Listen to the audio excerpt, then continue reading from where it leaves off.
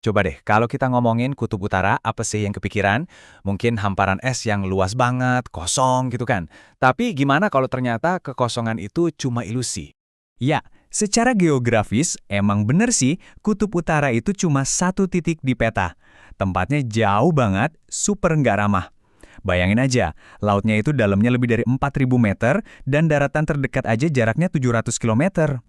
Nah, justru karena ekstrim banget inilah, tempat ini jadi tantangan yang nggak bisa ditolak. Jadi semacam perbatasan terakhir buat para penjelajah yang mau ukir nama mereka di sejarah. Oke, kita masuk ke bagian ini. Jadi, selama puluhan tahun, Kutub Utara itu dianggap kayak piala yang harus dimenangkan. Makanya muncullah perlombaan internasional yang sengit banget. Perlombaan buat naklukin kutub ini benar-benar mendominasi awal abad ke-20. Ada klaim dari penjelajah kayak Cook dan Peary di tahun 1908 dan 1909 yang sebenarnya sih sampai sekarang masih jadi perdebatan. Tapi ya itu, obsesi buat jadi yang pertama tuh kuat banget. Tapi, cerita yang mau kita bahas lebih dalam di sini adalah soal pendaratan pertama yang benar-benar terkonfirmasi. Sebuah pencapaian teknologi modern yang luar biasa, dan ini terjadi di puncak Perang Dingin. Nah, ini dia mentalitasnya. Ada yang bilang, sepanjang sejarah, pencapaian terbesar bagi manusia adalah untuk menjadi yang pertama. Buat para penjelajah ini, Arktik itu ya panggung buat ambisi mereka, garis finish dalam sebuah kompetisi global. Tapi di saat para penjelajah ini ngeliat garis finish, mereka sebenarnya lagi melintasi sebuah daratan yang udah jadi rumah selama 5.000 tahun. Dan ini membawa kita ke poin yang paling penting. Ini bukan tanah kosong. Ini adalah tanah airnya orang-orang Inuit. Kisah mereka di Arktik itu udah dimulai ribuan tahun lalu loh, lewat berbagai gelombang migrasi dan evolusi budaya yang bikin mereka bisa jadi master di salah satu lingkungan paling keras di dunia. Tapi yang lebih keren lagi, mereka itu nggak cuma bertahan hidup di Arktik, mereka justru berkembang pesat.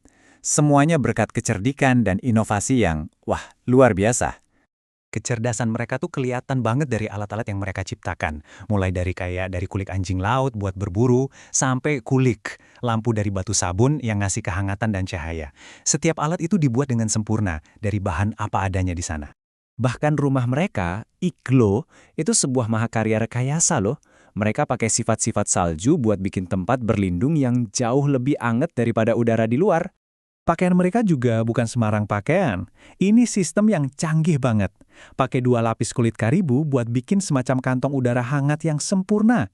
Desain inilah yang jadi inspirasi buat jaket-jaket musim dingin modern yang kita kenal sekarang.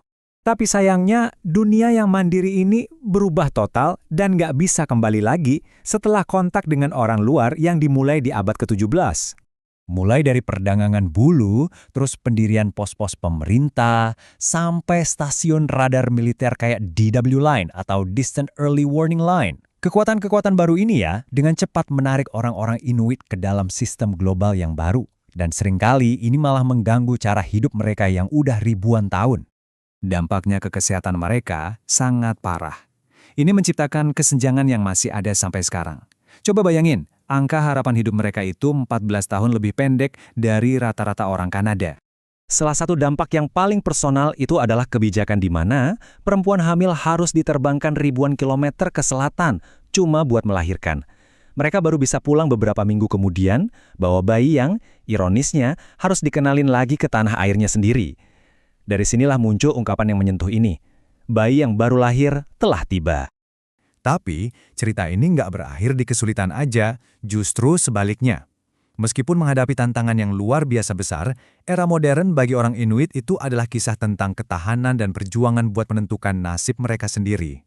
Nah, di tanggal ini, setelah negosiasi puluhan tahun, akhirnya lahirlah wilayah Nunavut, yang artinya tanah kami, sebuah tanah air dengan pemerintahan sendiri bagi Inuit di dalam negara Kanada. Mereka juga ambil alih kendali ekonomi. Mereka bentuk koperasi-koperasi yang mengubah keterampilan seni tradisional, kayak ukiran batu sabun, jadi sumber pendapatan utama sekaligus jadi kebanggaan budaya. Nah, ini yang jadi kesimpulan akhirnya. Sebuah bangsa yang udah menyempurnakan seni adaptasi selama 5.000 tahun, sekarang menerapkan keahlian yang sama buat menghadapi dunia modern. Mereka melindungi budaya mereka sambil memimpin di garis depan perubahan iklim global.